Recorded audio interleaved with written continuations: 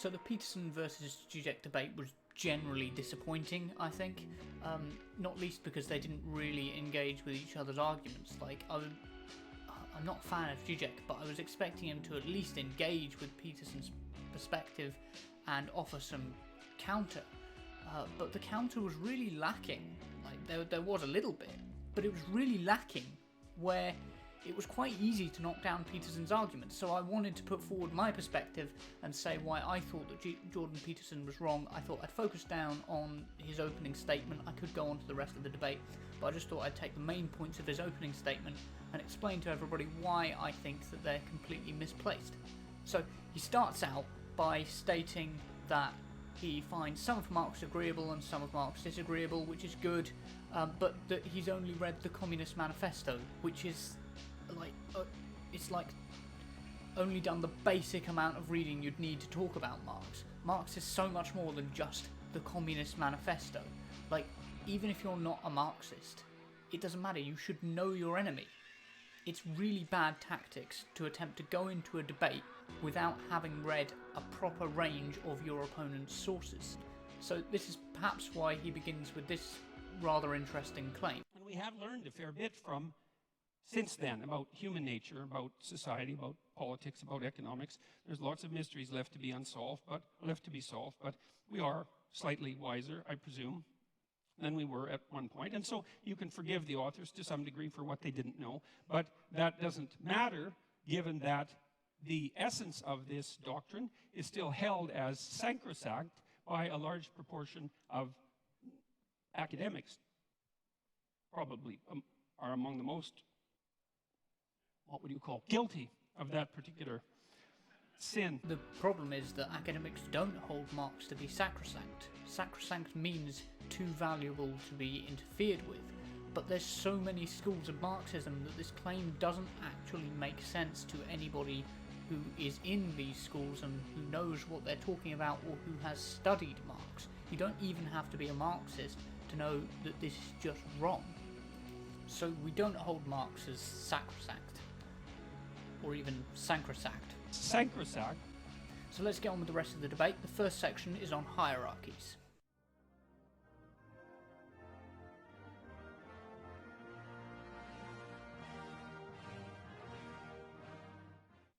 So there's accuracy in the accusation that that is a eternal form of motivation for struggle, but it's an underestimation of the seriousness of the problem because it attributes it to the structure of human societies rather than the deeper reality of the existence of hierarchical structures per se, which, as they also characterize the animal kingdom to a large degree, are clearly not only human constructions. We're at the good old Lobster claim, which, as you all know, is naturalistic fallacy.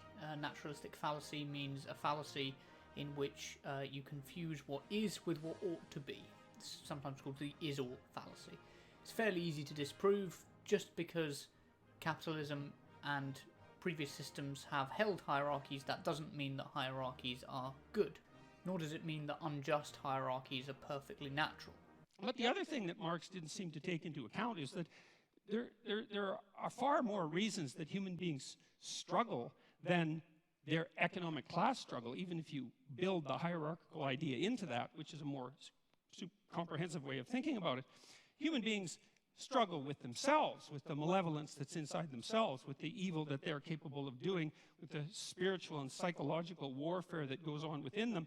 And we're also actually always at odds with nature. It's like, no, human beings have problems because we come into life starving and lonesome. That's a really unnecessarily pessimistic take. Why is he so miserable? My God, it must be so horrible living inside this guy's head. I feel for him sometimes. And so there's also very little understanding in the Communist Manifesto that any of the, like, say, hierarchical organizations that human beings have put together might have a positive element. Well, yeah, but that's because when you're writing a critique of capitalism, Peterson, you don't typically stop and randomly praise other hierarchies like, oh, aren't the Lobsters great? I really think we should model our monarchy on the Lobsters. That's a good hierarchy. That's a lovely hierarchy to have, isn't it? I like that hierarchy. That hierarchy is very efficient. I also quite like the House of Lords. Why would he put that in a critique of capitalism? And as Peterson later on says, Marx does actually praise capitalism for its efficiency and for the progress that it kind of made after the decline of feudalism. And he does recognise a progress of hierarchy. It's not like the way that Jordan Peterson is talking about him right now. You'd think that Marx thought that all hierarchies were just on the same level, just all bad. But he clearly doesn't think that, because he talks about capitalism in a reasonably positive light, even as he is critiquing it. So, you know, there's some more subtlety there than Peterson's giving him credit for. But it's also the case that hierarchies happen to be a very efficient way of distributing resources. This is such a general statement because it depends so much on the hierarchy. Like, it's some of the most hierarchical states we've ever known, i.e. the Third Reich or Stalin's Russia. These are some of the most inefficient and bad at distributing resources that we've ever known. Why is this? You have to take into account that not all hierarchies are equally good and bad, and there are some unjust and some just hierarchies, and I would say that typically the just hierarchies are the ones which come through the best, because as human beings we are fundamentally social creatures, and we don't want to fight with each other, we want to cooperate with each other. That's perhaps the fundamental difference between my philosophy and Jordan Peterson's philosophy. And it's finally the case that human hierarchies are not fundamentally predicated on power. And I would say the biological, anthropological data on that are crystal clear. You don't rise to a position of authority that's reliable in a human society primarily by exploiting other people. It's a very unstable means of obtaining power. But you do. Toffs at the top, plebs at the bottom, and me in the middle making a fat pile of cash out of both. In capitalism, you do exploit people in order to climb the ladder. Now, that might be an unstable way to go about things. Yeah, it's unstable. But Marx is pointing this out when he's saying that there are fundamental contradictions in capitalism, and that's why we so often have economic crashes, because we're trying to bleed the system to get that excess value for a very, very small number of people so that they can be a little bit richer and in turn make everybody else poorer. But then the system doesn't work because nobody has the money to buy the things which they need. There's a lot more to it, obviously. But on a basic fundamental level, yes, it's unstable. But that's capitalism for you. It is unstable.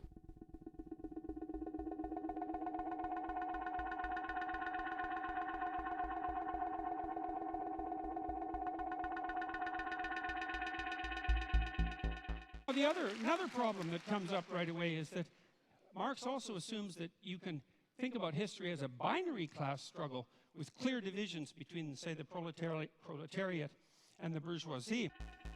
But this is such a very basic understanding of Marx. Like, this is clearly somebody who has only read the Communist Manifesto, and that's why he's got this impression that Marx thinks there's clear dividing lines between proletariat and bourgeoisie. There isn't.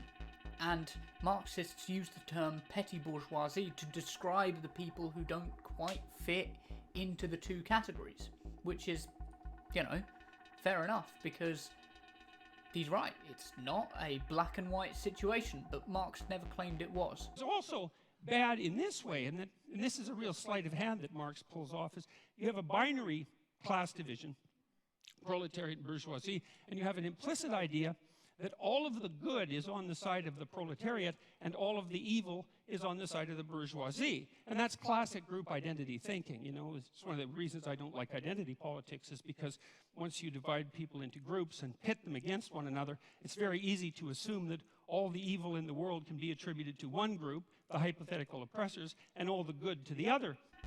And for all of you who are flicking through your copy of the Communist Manifesto right now, trying to find the bit where Marx says that he hates all capitalists and they should all go die in a hole because they're responsible for all of the world's problems, it doesn't exist. This is just Peterson being wrong.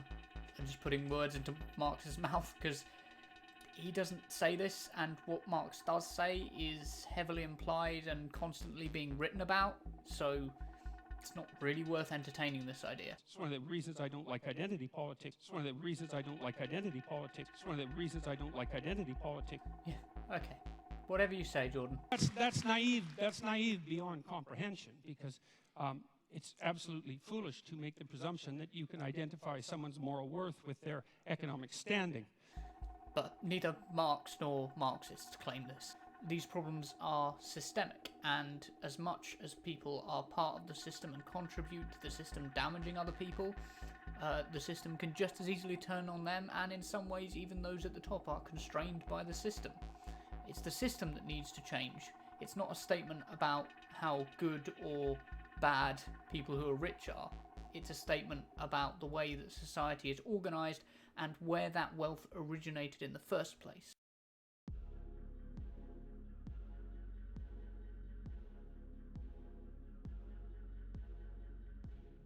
Marx also came up with this idea, which is a crazy idea as far as I can tell, that's a technical term, crazy idea, of the dictatorship of the proletariat. And there's going to be a race to the bottom of wages for the workers as the capitalists strive to extract more and more value from the labor of the proletariat by competing with other capitalists to drive wages downward, which, by the way, didn't happen, partly because wage earners can become scarce, and that actually drives the market value upward.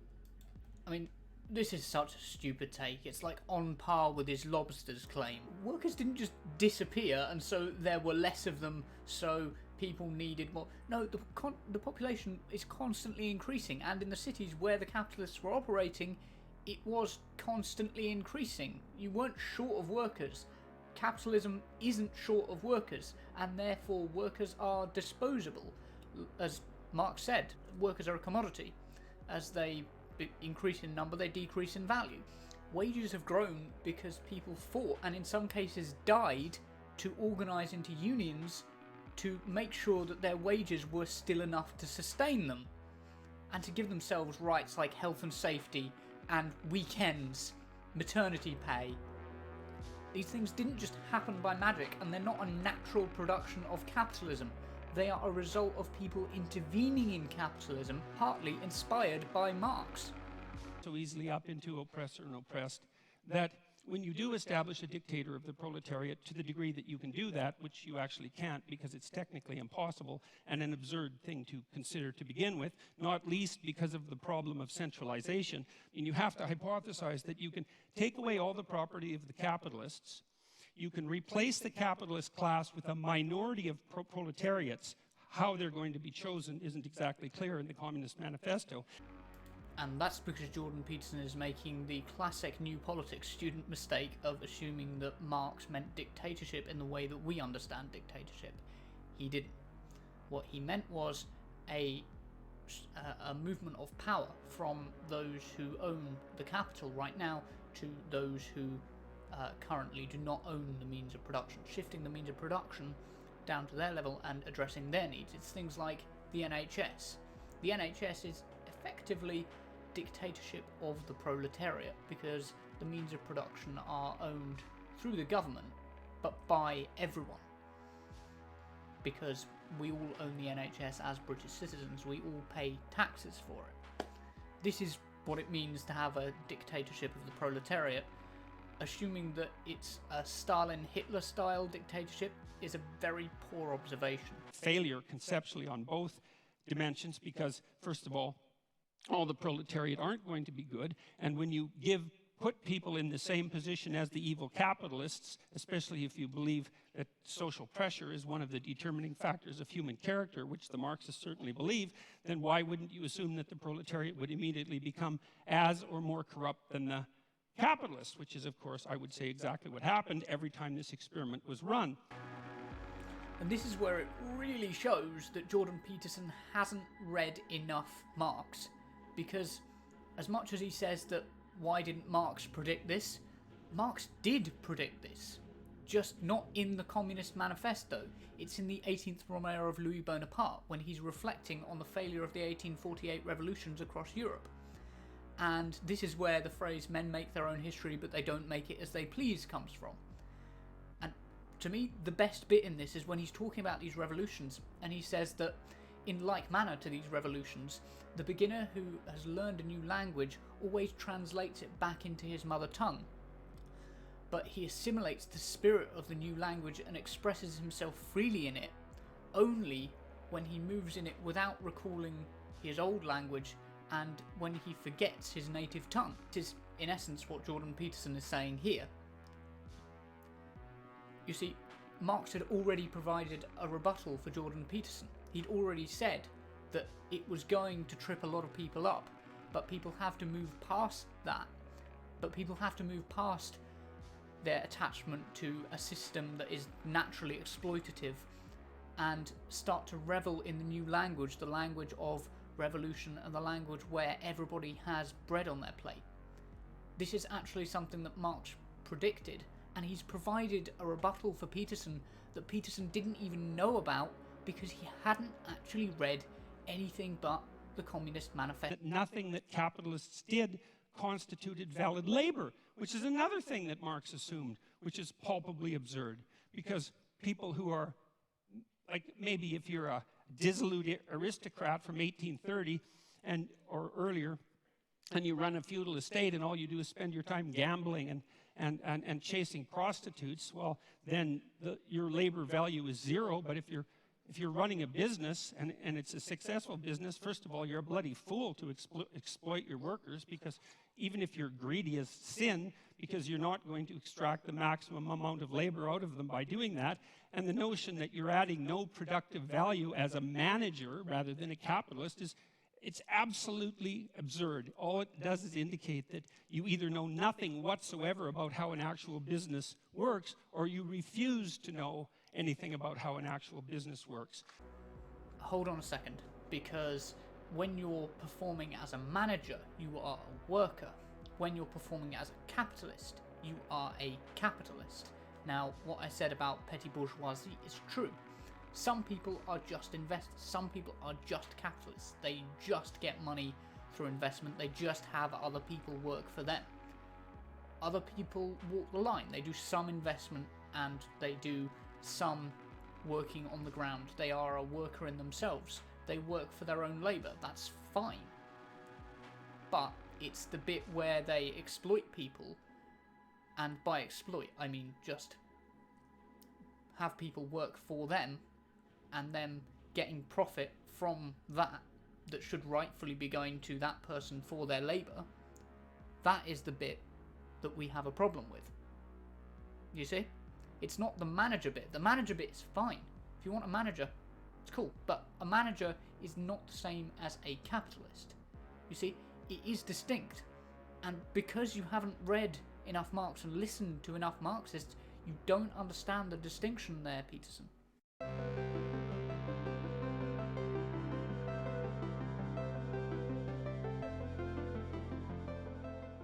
Then the next problem is the criticism of profit. It's like, well, what's wrong with profit exactly? What's the problem with profit? Well, the idea from the Marxist perspective was that profit was theft.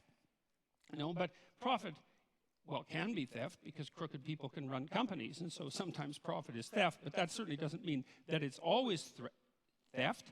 What it means, in part at least, if the capitalist is adding value to the corporation, then there's some utility and some fairness in him or her extracting the value of their abstract labor, their thought, their abstract abilities, their ability to manage the company, and to engage in proper competition and product development. Again, this is Peterson confusing a manager or a product developer with a capitalist. Now, somebody can be one or the other or both, but they are distinct roles.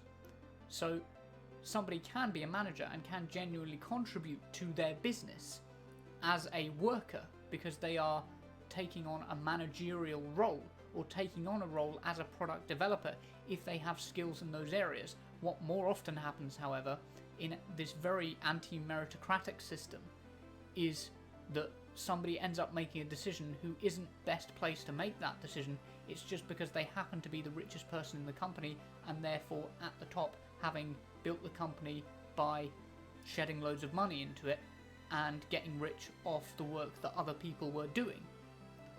This is a problem because it's not just immoral, it's inefficient. It could be more efficient if we were to work collectively in businesses rather than have a hierarchical structure as is required under capitalism. That. And then if they can create a profit, well, then they have a little bit of security for times that aren't so good, and that seems absolutely bloody necessary as far as I'm concerned. And then the next thing is, well, how can you grow if you don't have a profit? You see here, Peterson is confusing profit with the individual capitalist for profit for the whole company. Because let's say you've got this weird pyramid structure of your company, whatever this is, and you've got the people at the top, the person at the top, the people in the middle, and the people down the bottom of your company in this pyramid structure, and let's say they make a £2 million profit. Okay, good for them. £2 million, nice profit. So, where do we want that money to go? Well, if we want it to go back into the company, then that's not taking surplus value from the workers. In fact, that's helping them grow their company, a company which they built. That's really them owning their own labour. If that money is going to them. However, if that £2 million is just going to the person at the top of the pyramid, that is where surplus value has its problems. That's where we have the problem. You see? You're confusing investment in the company with a profit for the person at the top. One Marxists object to, the other we don't really have a problem with. You see? There is a distinction there. So I hope this video has helped you guys understand a bit more about Jordan Peterson's position. I'm going to leave it there. I could go on, but this video is already getting a bit long. And the ending there's not really much to say about the ending. He gets a couple of things wrong, but I think they're mostly things that we've already been over, and other things that are quite easy to debunk. So that being there, please do like and subscribe, and make sure this channel grows. I'm still in the process of building this channel and getting things right. This was just a quick video because I wanted to give a response to Jordan Peterson after watching that speech. And a proper response, unlike the one he got in the debate, from somebody who actually knows a little bit about Marxism. I'm a history and politics student, and I have studied it. It's not my area of expertise, but I have studied it. And so I do understand how it functions. A lot better, apparently, than Jordan Peterson does. So, yeah, I hope you guys enjoyed that, and I will see you all next time. Thank you very much.